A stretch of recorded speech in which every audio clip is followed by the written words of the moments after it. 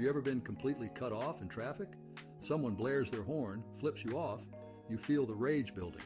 Or maybe a loved one says something that cuts you to the core. In those moments, it's easy to let our emotions get the best of us. But what if I told you there's a better way?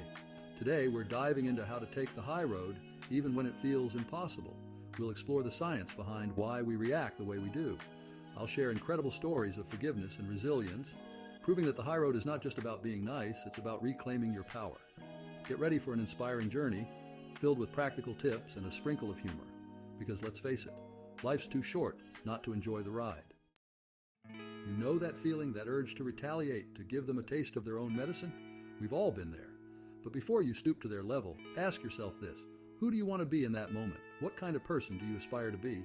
Because, my friend, taking the high road isn't about letting someone off the hook. It's about staying true to yourself, to your values, even when it's hard. Think of someone you deeply admire, someone known for their grace and compassion. Do you think they got there by lashing out and holding grudges? Or by choosing kindness and understanding, even when faced with adversity? Remember, every single interaction, every choice is a chance to build the character you want to embody. Here's the thing: when someone acts badly, it can trigger our primal survival instincts. Our bodies go into fight or flight mode, flooding us with adrenaline and cortisol. Suddenly, rational thought goes out the window, and we react impulsively, often in ways we later regret. But understanding this physiological response is the first step toward regaining control. The key is to calm the nervous system and restore a sense of safety. That's where deep breathing, mindfulness, and even simple physical movements can make all the difference. Remember, you are not your reactions. You have the power to choose a different path. Now, let's get real for a moment. We all have those specific buttons that people seem to know just how to push. It might be a certain tone of voice, a particular topic, or even a specific person. The first step to managing these triggers is to identify them. Take some time to reflect on situations where you've felt your temper flare or your heart race. What were the common threads? Was it a sense of injustice, feeling disrespected, or maybe a fear of failure? Write these triggers down. Awareness is the first step to transformation. Tune into your body. The power of self-awareness. In the whirlwind of daily life, it's easy to get caught up in our to-do lists and obligations. But how often do we actually stop and ask ourselves, how am I feeling right now?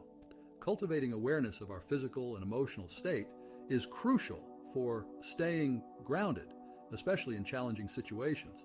Throughout the day, take a few moments to simply notice your breath, feel your feet on the ground, and observe any tension in your body. This simple practice can help you recognize when stress is building and give you the opportunity to respond consciously rather than react impulsively. Activating your inner safe space. Tools for calm and clarity. Imagine this: you're facing a difficult conversation, and suddenly you feel that familiar surge of anxiety. Instead of letting it consume you, you close your eyes and take a deep breath, counting slowly to 4 as you inhale and exhale. This, my friends, is the power of having tools to activate your inner safe space. There are so many simple yet effective techniques you can use to calm your nervous system and regain a sense of clarity. From soothing rhythm breathing to visualizing a peaceful place, these practices can be your secret weapon in the heat of the moment. Channel your inner superhero. Meet your compassionate self. Close your eyes for a moment and imagine the best version of yourself. This is your compassionate self, kind, wise, and courageous. This compassionate self doesn't meet anger with anger or resentment with bitterness.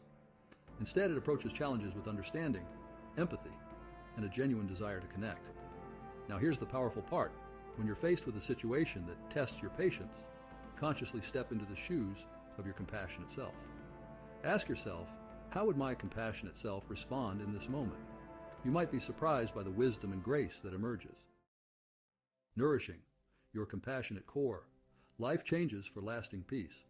Taking the high road isn't just about isolated moments, it's about cultivating a compassionate way of being, and that starts with taking care of yourself. Think about it. When you're exhausted, stressed, and running on fumes, it's so much harder to access patience and understanding. Make self-care a non-negotiable part of your life. Prioritize rest, nourish your body with healthy foods, move your body in ways that feel good, and don't hesitate to seek support when you need it. Remember, you can't pour from an empty cup. Stepping into their shoes. Finding empathy in unexpected places. We often judge others' actions through the lens of our own experiences and perspectives. But what if, instead of jumping to conclusions, we paused and asked ourselves, what might be going on in their life that could be influencing their behavior? Maybe they're dealing with a personal crisis, struggling with a hidden pain, or simply having a really bad day. While it doesn't excuse their actions, cultivating this kind of curiosity can help us respond with more empathy and understanding, even when it's hard. Your high road journey starts now. As we've explored today, taking the high road is a journey, not a destination. It's about making conscious choices, moment by moment, to respond with grace, compassion, and a commitment to becoming the best versions of ourselves. Remember, it's not about being perfect. It's about progress, not perfection. So the next time you're faced with a situation that tests your patience, remember what we've talked about today. Take a deep breath, activate your compassionate self, and choose the path of kindness and understanding. It won't always be easy, but I promise you, it will always be worth it. For more tips on navigating life's challenges with grace and resilience, be sure to check out my other videos and subscribe to my channel. And remember, turtles get there too.